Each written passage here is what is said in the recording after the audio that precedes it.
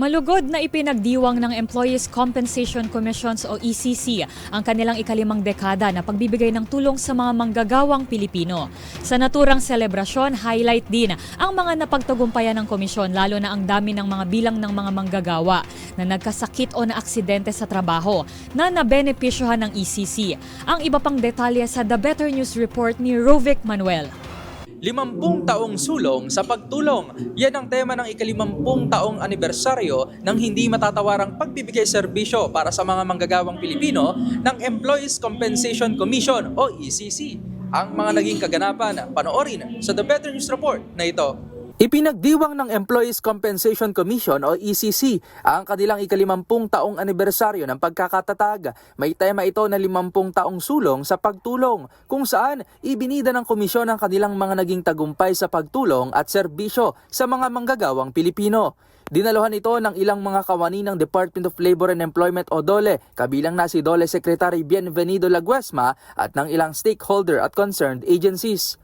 Sa selebrasyon, isa nga sa tagumpay na ibinahagi ng ECC ay ang pagpapalabas ng komisyon ng nasa 2 bilyong piso para sa 270,000 na claims. 1.5 billion pesos dito ay ipinamahagi ng Social Security System o SSS para sa mga empleyado ng nasa pribadong sektor, habang kalahating milyong piso naman ay ibinigay ng GSIS sa mga empleyado ng gobyerno.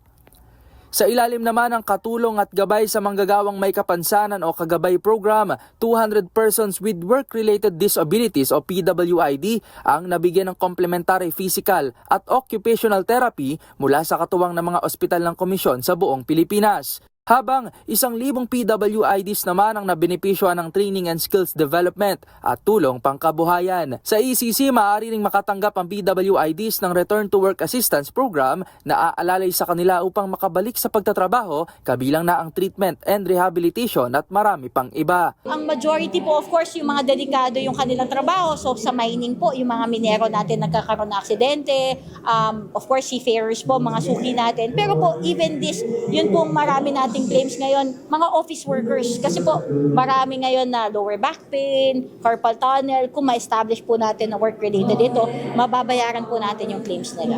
Ayon kay ECC Executive Director Attorney Kaima Velasquez, ipinagmalaki nito ang isang state-of-the-art facility na inaasahang pasinayaan sa taong 2027 upang mas mapalawig pa ang serbisyong maibibigay ng komisyon sa mga manggagawang Pilipino. Yung Workers Rehabilitation Center Complex. So, this is a big project. Gusto natin na integrated approach para sa rehabilitation.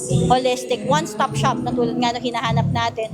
Pag ang manggagawa na aksidente, dapat pag dinala siya doon, lahat na ng therapy, lahat ng rehabilitation services na kailangan niya, magagawa niya doon para mas mabilis siyang gumaling at makabalik sa trabaho.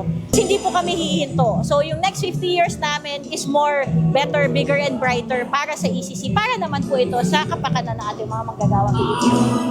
Ang ECC ay isang government corporation na attached sa DOLE na bumubuo ng polisiya at mandato na layuning mapabuti ang Employees Compensation Program at nagsusulong ng occupational health and safety and accident prevention sa workplace.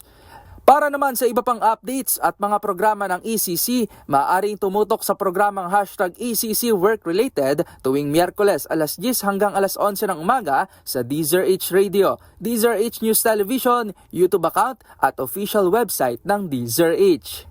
Para sa MBC TV Network News, ito si Rovic Manuel ng DZRH TV, una sa Pilipinas, una sa Pilipino.